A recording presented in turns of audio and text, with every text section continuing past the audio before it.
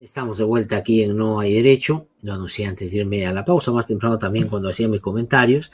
Estamos en comunicación con el doctor Eloy Espinosa Saldaña. Él hasta hace poquito ha sido integrante del Tribunal Constitucional, un buen integrante del Tribunal Constitucional que logró dentro del tribunal dar grandes peleas para, en algunos casos, atenuar y evitar, digamos, decisiones que podían haber sido perjudiciales para nuestro país, y en algunas otras, lamentablemente a veces en minoría, hizo sentir su voz de disconformidad con lo que las mayorías, y en el último tramo bastante aplastante, hacían en torno a algunos temas fundamentales que han visto retrocesos sustantivos, de los cuales vamos a hablar también.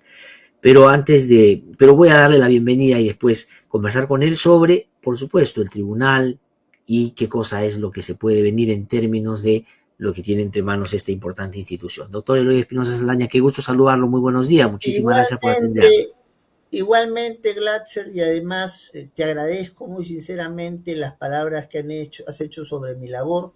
Lo que hicimos nosotros en el tiempo que estuvimos fue poner el mejor esfuerzo para hacer cumplir la Constitución, el derecho y los derechos. No Sí. siempre lo conseguimos, pero en esa lucha estuvimos y en esa lucha estamos, aunque ya no nos encontremos en el tribunal. No vamos a No, bajar sin la lugar a guardia. dudas, sin lugar a dudas, seguramente va a ser la academia y, digamos, otros ámbitos donde usted va a seguir trabajando y contribuyendo en esta materia. Pero quisiera, si me permite, doctor Eloy Espinosa Saldaña, preguntarle un poco, primero sobre información y después entrar un poquito más al fondo de algunos temas. Sobre De acuerdo. información, me gustaría que nos pueda aclarar qué cosa es lo que sucedió. Después voy a preguntarle sobre la elección de los magistrados en el TC, pero quisiera salir de la duda sobre esto.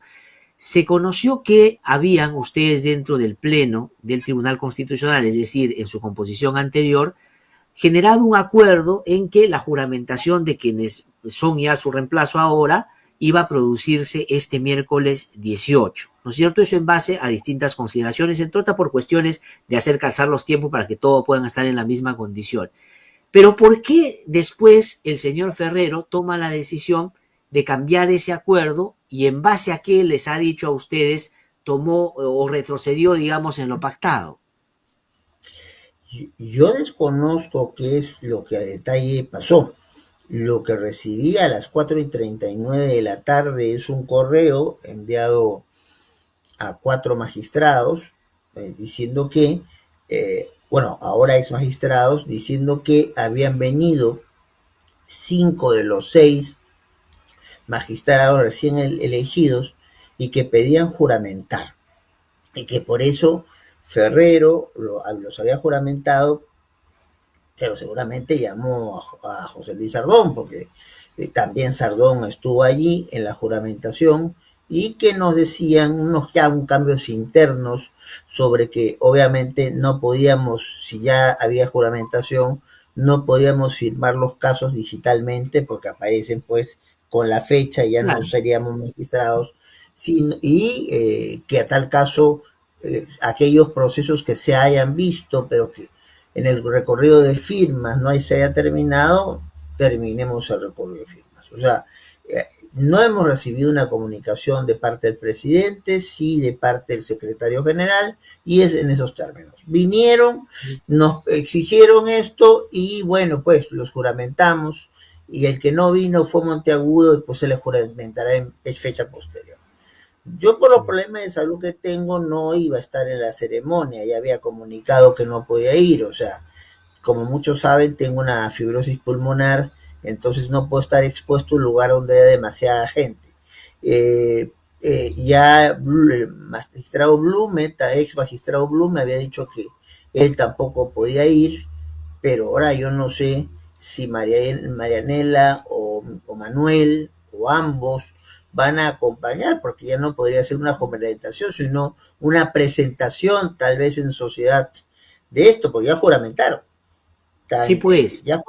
ya juramentaron. Entonces, con lo cual, a nosotros lo único que nos queda es cerrar aquellos expedientes que teníamos en nuestro poder para votos pendientes. Yo no tengo ningún voto pendiente, felizmente.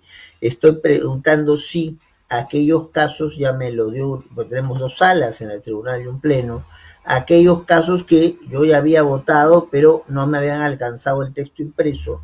Ya lo he hecho con una de las dos salas y estoy pidiéndole a los otros relatores hacerlo, Ujú. porque no quiero encontrarme con sorpresas, Glatzer, que me llamen de aquí a 6 meses diciendo, ¿sabe qué, señor? El caso usted no lo firmó. Yo, yo al que me debo es a la que dice lo que dice la Constitución y a los requerimientos de los justiciables. Entonces no puedo dejar un expediente que flote así en el aire, no se sepa cuándo firma. Entonces a mí, bueno, no ha sido en la práctica la juramentación como se ha hecho, pero lo que me interesa es dejar clara la situación de justiciables. No he Sí. trabajado, por ejemplo, por gusto para sacar un voto en un caso emblemático como el de Susel Paredes y Ujú. pasan dos semanas y no se publica. O sea, y es un tema donde todavía no se quiere reconocer que el matrimonio igualitario está planteado como una pauta a materializar en nuestros países. Ya había sentencia de la Corte, a Talarrifo, caso Duque, pero a la Corte Interamericana, a partir de la opinión consultiva 24 del año 2017, no solamente dice que se tienen que respetar estas prácticas, sino exige a los países que planteen parámetros para que se pueda acoger estas situaciones. Y ha pasado 5 años en el Perú y no se oye nada. Entonces, Ujú. un Bueno, y ni caso se como, oirá, doctor Eloy Espinosa, con esta nueva composición, ni se oirá un buen tiempo más. Pero a bueno, eso voy a entrar un ratito, si me lo permite. Quisiera todavía quedarme en el dato, que es bien importante.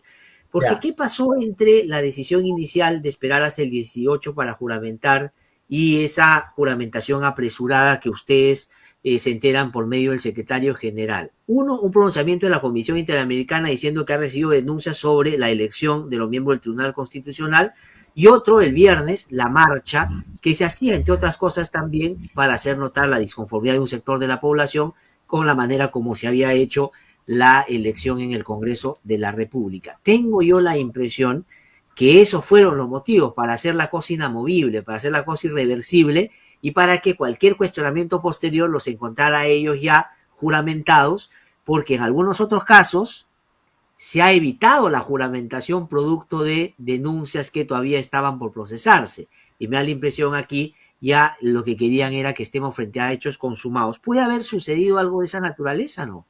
bueno, si nos ponemos a especular, habría margen de especulación. No olvidemos que muchos de nosotros fuimos consultados qué pasa con el tema que se denunció en un medio de comunicación de que habían dejado de lado algunas hojas que comprometían a ciertos candidatos en comportamientos, por ejemplo, deudas tributarias o de cobro de multas, y que, claro, esto afeaba el currículum y lo habían sacado a pesar de que había sido informado.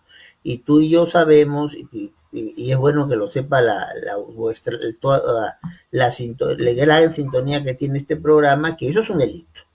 Entonces, y eso se tiene que investigar hasta las últimas consecuencias por el Ministerio Público. Entonces, eh, pero si todavía se inicia la investigación sin que ellos hayan asumido el cargo, el seguimiento del trámite era el seguimiento del trámite común. Exacto. Asumiendo el cargo, el seguimiento del trámite es el seguimiento de la acusación constitucional. Sí, Y eso tiene una claro, pero diferencia importante, porque el ahora, pero mismo esa Congreso, diferencia importante se sostiene en un hecho que hace más o menos que uno imagine o intuya hacia dónde va a ir la solución, porque si es acusación constitucional en medio de un Congreso que los acaba de poner ahí, hay menos posibilidades de que pueda, digamos, mirarse con la atención debida. En cambio, si se correcto, hacía en la condición previa, obviamente podía tener un rumbo distinto. pero por eso va el comentario que te he dicho, o sea, lo que se ha buscado, entonces, es tener el apoyo de que me ha puesto 90 votos para arriba. Eso está claro.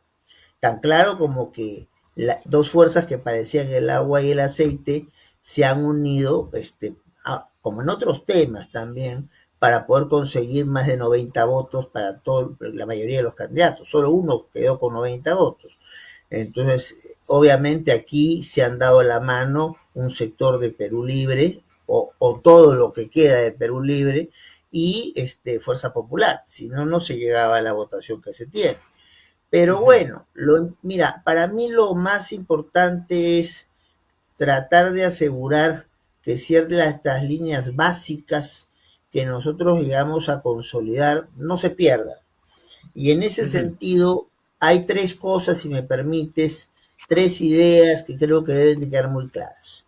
En primer lugar, hace 8 años, Glatzer, si teníamos un problema importante entre Congreso y Gobierno o teníamos la sistemática vulneración de derechos, no sabíamos a dónde ir.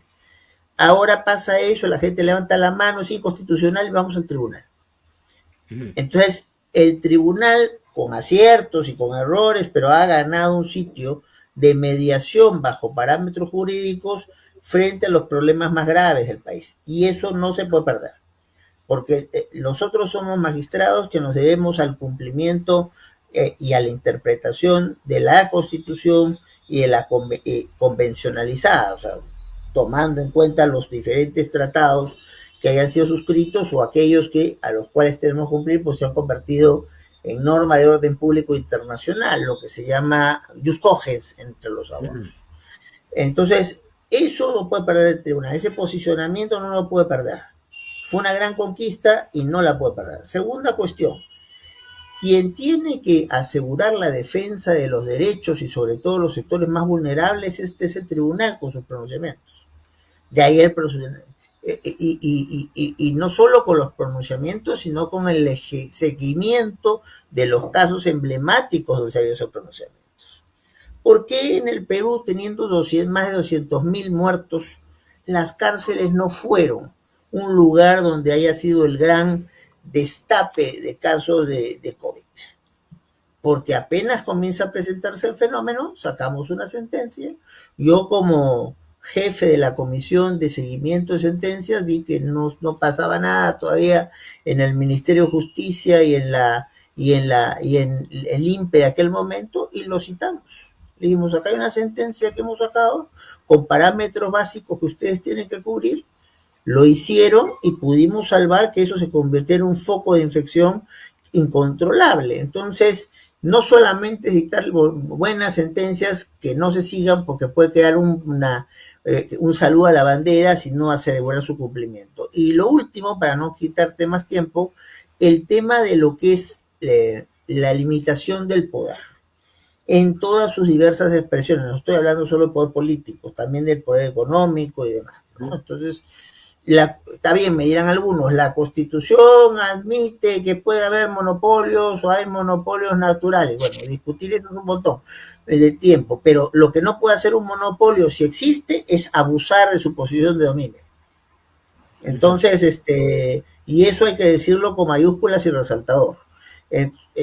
Esos tres elementos, mediación, protección de derechos y sostenimiento de límites al poderoso o a la entidad poderosa, son el corazón y el cerebro de un tribunal constitucional. Si eso no se ejerce a cabalidad, pues la gente va a comenzar a desconfiar del tribunal y ante una falta de una respuesta institucional va a ser el más fuerte o el más inteligente en movilizar a las masas quien resuelva los problemas. Y creo que, siguiendo tu estupendo comentario de inicio de este programa, eso no es lo que queremos, ¿no? Lo que queremos es que las cosas tengan canales objetivos, razonables, predecibles, para poder resolver cualquier conflicto que se genere en una sociedad como la nuestra. Ahora, es verdad, doctor Eloy Espinosa Saldaña, pero yo sí quiero ir al origen y a la legitimidad que son fundamentales para obrar de la mejor manera. ¿A qué me refiero? Ustedes, cuando llegaron al Tribunal Constitucional, fueron producto de un post-repartija. Es decir, hubo una repartija, la gente salió a protestar, se revirtió eso, y ustedes son producto de eso nuevo que salió en el marco de un consenso obligado por la observancia, sobre todo de la ciudadanía. Por lo tanto, el vínculo y la relación que ustedes tuvieron con el propio Congreso fue de distancia, porque eso es lo que se requiere para actuar independientemente, al punto que gente que votó por usted, doctor Eloy Espinosa Saldaña, para llegar al tribunal, después fueron sus severos críticos, inclusive lo quisieron sacar del tribunal, porque efectivamente usted había dicho yo no tengo por qué estar con ellos si es que no tienen la razón. ¿A qué me refiero con esto? Como por ejemplo este tribunal nuevo que se hace juramentar rápido para que ya estén en una situación de inamovibles, que acaba de ser elegido por esta mayoría en el Congreso, va a haber casos que el Congreso, que el Ejecutivo o la ciudadanía van a llevar al Tribunal Constitucional para que se deshaga. Uno, el tema de la SUNEDU. El otro, el tema de la Rectoría del Ministerio de Educación frente a los textos escolares. Son dos casos que van a llegar al tribunal. Entonces, ¿qué distancia va a haber entre estas personas que acaban de ser elegidas por la gente que acaba de hacer eso para dar una opinión distinta si es que entiende que no tiene la razón el Congreso de la República? Ese es el problema. Bueno, acá hay varias cosas que decir, no solamente esos casos. Ya está en trámite, esperando la respuesta del Congreso, la demanda por la inconstitucionalidad de lo que se hizo con la regulación del referéndum que planteó el gobierno contra el Congreso. Eso, entonces, y fuera de SUNEDU y los textos escolares, me queda claro que hay una serie de temas tributarios que van a llegar al tribunal, siempre el pleito de los contribuyentes, sobre todo los grandes contribuyentes, contra la SUNAT, o los problemas medioambientales, y frente a la actuación de la OEFA, pues hay los que se quejan, entonces, sobre todo por el aporte por regulación, como si el Perú pudiera tener los recursos suficientes para que por sí mismo tuviera la posibilidad que estos órganos hagan su labor de supervisión. Entonces, hay que establecer pues una tasa para resolver los temas, si no, no se puede sostener al equipo que controla. Hay muchos temas así para abordar. El problema... No, pero a lo que yo me refería, si me permite, doctor Eloy Espinosa Saldaña, si me permite, yo ponía dos ejemplos recientes para que la gente identifique muy rápidamente esto que puede ser un conflicto de intereses. Pero a lo que voy es a lo siguiente. El otro día, en una magnífica caricatura, Carlino señalaba muy contundentemente, es decir, aquí va a llegar al tribunal todo el tema vinculado con los casos de investigación en criminalidad organizada, el caso Lavallato y los casos de corrupción. Va a llegar el tema de la SUNEDU, va a llegar el tema de la SUNAT, va a llegar el tema de las empresas, como usted dice. Y todas esas, si a mí me pedirían que les ponga un ejemplo de quiénes serían los principales beneficiarios, yo rápidamente les citaría a los dueños de los partidos políticos que están hoy en el Congreso. Y por lo tanto, lo que han hecho ellos a través de sus votos es poner a gente que sea muy afín a esos intereses. Por eso es que, por lo menos en este humilde programa, decimos que es una repartija, porque se ha hecho apuntando a gente que va a jugar a eso.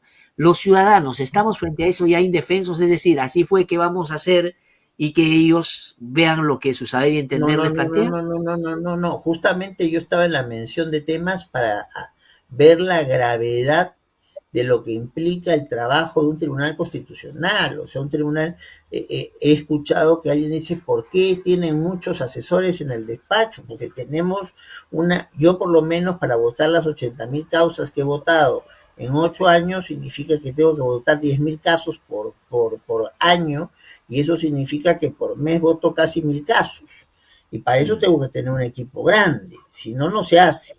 Ahora, el gran problema siempre con un magistrado es si realmente, o magistrada es, si realmente internaliza, que una vez que está nombrado, no tiene, como dirían los norteamericanos, ninguna fidelidad, el llamado deber de ingratitud que habla de la jurisprudencia norteamericana. O sea, sí, me nombraron fulano y sutano, pero yo no le debo nada a fulano y sutano. Así yo lo entendí, es duro. Conmigo quisieron hacer barbaridad y media, planteaban mandarme a la cárcel, planteaban inhabilitarme por 10 años, después falsificaron una cuestión de mis datos académicos, un año después mandan 2 resoluciones, decía, sí, pues Eloycito tienen razón, pero trataron de destrozar mi imagen en ese momento. Nadie ha dicho que este trabajo en tribunal es sencillo. Si alguien quiere un trabajo sencillo y sin problemas, no busque ser magistrado del tribunal. Pero justamente lo primero que tiene que demostrar un tribunal es su independencia y su imparcialidad. No tiene que importarle nada quién los eligió. Entonces, si no, ¿dónde está la verdad en función de la aplicación de la Constitución y los tratados que ayornan, completan ese parámetro constitucional. Si no se llega a entender eso y un miembro del Tribunal Constitucional se porta como un agente político o un agente de sectores económicos, pobre su gestión y pobre tribunal. Entonces, eso es lo que hay que tratar de evitar. ¿Y cómo se evita?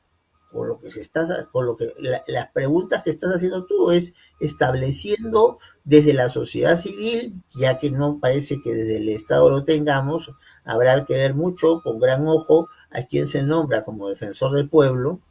Ahí también se va a jugar mucho en este asunto, pero entonces, accountability, como dirían los norteamericanos. Hay que estar detrás de cómo se resuelve, criticando las sentencias que no estén bien, las sentencias que sean regresivas a cosas que se han conseguido. Entonces, y además no tiene uno que ser una autoridad pública para plantear una acusación constitucional frente a un alto funcionario como es un magistrado del Tribunal Constitucional, si está sosteniendo situaciones aberrantes, ¿no? Entonces, eso hay que estar preparados, o sea, no solamente con nosotros no hubo tampoco tuvo suerte de que fuimos lo que limpiamos un poco la cara y el escenario frente al escenario a lo que había ocurrido con la repartija, pero el primer caso que nos toca es Inostroza y Castañeda, donde nuestros antecesores habían nombrado a la fuerza 2 fiscales con rango de fiscales supremos que no estaban ni siquiera previstos en la organigrama y que no tenían cobertura presupuestal y obligaban al MEF a que, bueno, si no hay plata, ve dónde la saque para financiar a estos señores. Y con eso nos bautizaron el segundo día, el primer día, la ceremonia, el segundo día para resolver el caso. Entonces, tienen que saber que desde el vamos lo que hay es que cuidar la imparcialidad, la independencia, hay que tener unos compromisos muy fuertes con los valores constitucionales, porque si no, los sectores organizados de la población van a ir por ellos, no de manera violenta, ahora, pero sí reclamarle que hagan las cosas que tienen que hacer. Sí, pero digamos, usted hace el recuerdo del caso con el que se inauguraron y felizmente pudieron revertir, porque los personajes que usted alude después aparecieron ya más vinculados a lo que todos sabemos fueron presuntas organizaciones criminales dentro del sistema de justicia. Pero el tribunal que se fue, del que usted era parte, lamentablemente tampoco se despidió del todo bien a propósito, digamos, del cambio de las mayorías a raíz de la partida temprana de Carlos Ramos. ¿A qué me refiero concretamente? ¿Qué casos hemos estado discutiendo previamente en el último tramo del tribunal? Caso Frontón, caso Alberto Fujimori, caso consulta previa, para ponerle 3, digamos, y no llenarnos de casos toda la mañana. Lo que quiero decir es, dependiendo hacia dónde se acomoden las mayorías, pues evidentemente podemos estar frente a una lógica de destejer lo avanzado en materia de derechos fundamentales, que ya el tribunal a veces con tropiezos ha ido como sentando alguna posición y abriendo un camino. Y eso que lo han hecho con 3 más 1 que repetía porque hacía una mayoría. Este nuevo tribunal es desde esa perspectiva más cercano a esa mayoría que, digamos, a la que, donde estaba usted, terminaron siendo minoría ya este último tramo. Mira, Glatzer, hay en un trabajo de grupo, es fácil que se vayan generando afinidades y eso te permite lograr consensos básicos con un grupo de gente, y si este es mayoritario, mejor.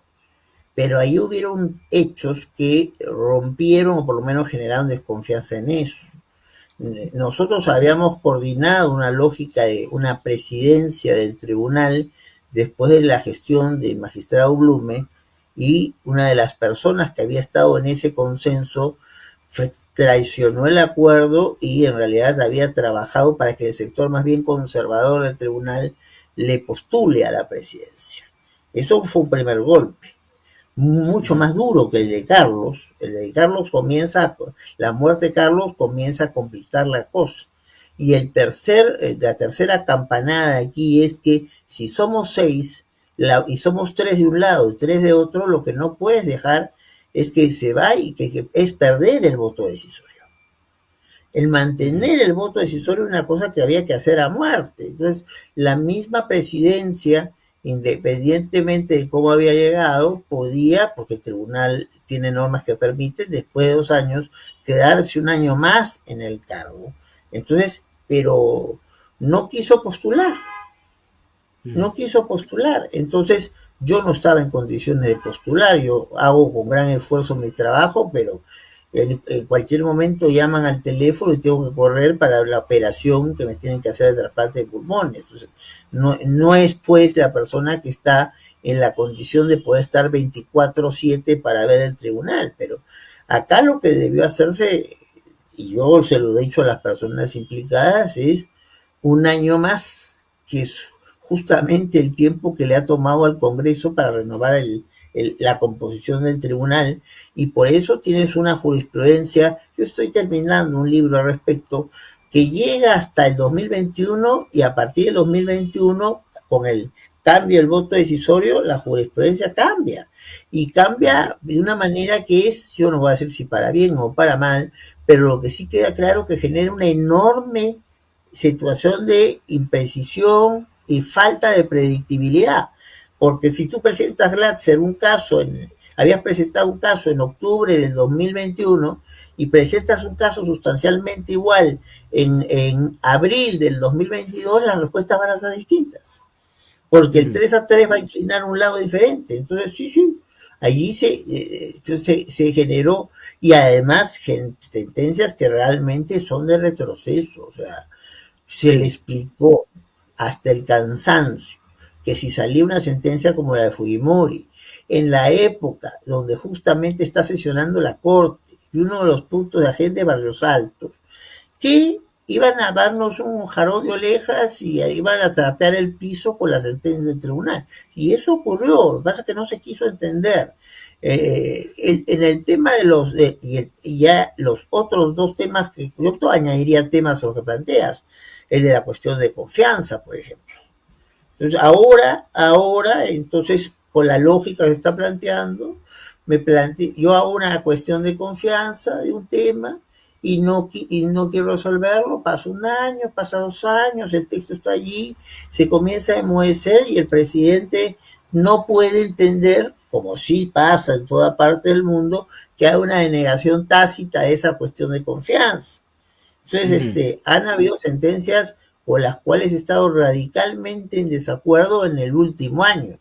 Y si sigue en esa línea, el nuevo tribunal le va a hacer poco favor a la ciudadanía y a su propia credibilidad, porque la Corte Interamericana no tiene ningún resquemor que cuando hay sentencias que están en contra de su jurisprudencia, de suspenderlas, ¿eh? Lo hace todo. Sí, claro, como lo ha hecho ya en el Perú, y justamente usted ha mencionado un caso, pero a eso iba yo, ¿no? Porque a veces yo creo que de repente, tratando de como simplificar la descripción o el debate, uno dice es un tribunal más conservador, menos conservador.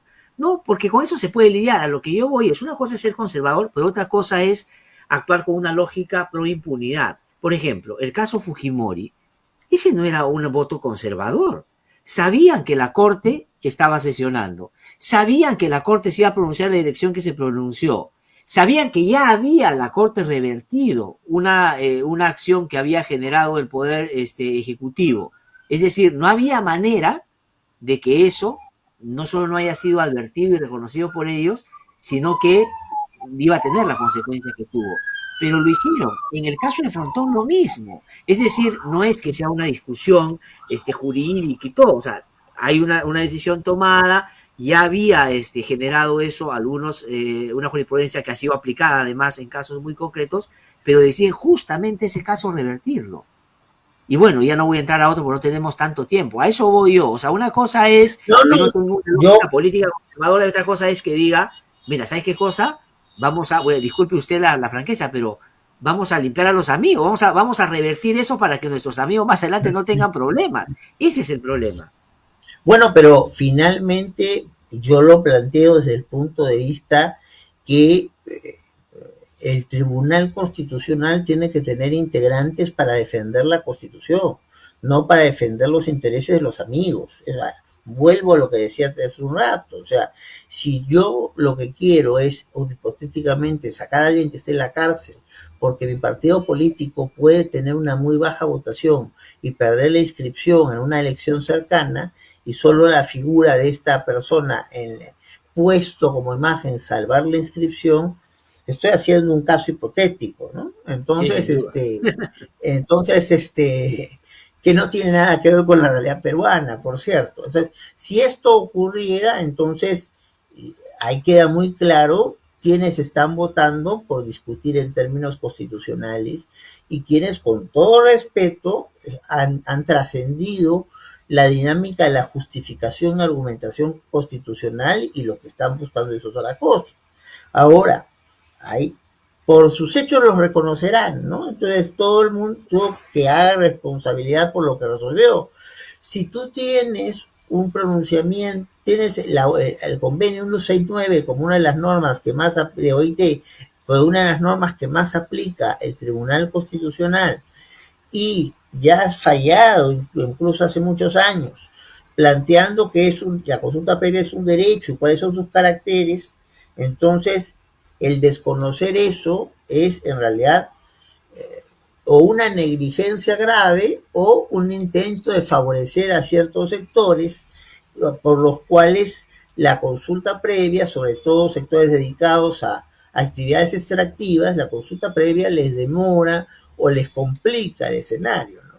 Lo cual es un error, porque estamos viendo qué casos, como casos donde no ha habido la consulta previa, la reacción popular es tan fuerte, es tan grande, que la actividad extractiva que se quiere hacer no se puede sostener. Claro, Entonces, pero es eso, o sea, en los tribunales, y no solamente en el peruano, pasan lamentablemente ciclos u épocas donde se pierde la perspectiva de algunos miembros o de todos los miembros. Esperemos, por el bien del país, que eso no ocurra en este caso.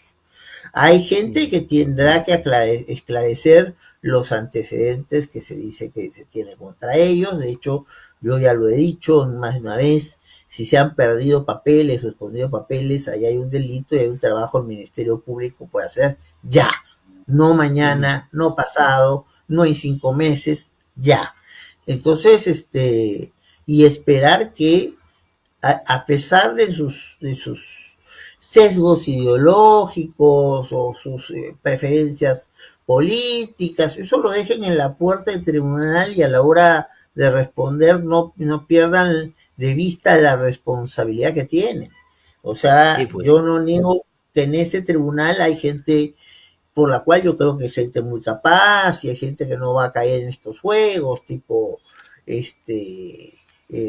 Manuel Monteagudo o el mismo Helder Domínguez, por mencionar unos nombres, pero el problema es que en ese sentido pueden haber tendencias, pero lo que no puede haber son resoluciones en función a parámetros que no se desprenden de la Constitución, Sí, que no pues. se desprenden de los tratados internacionales.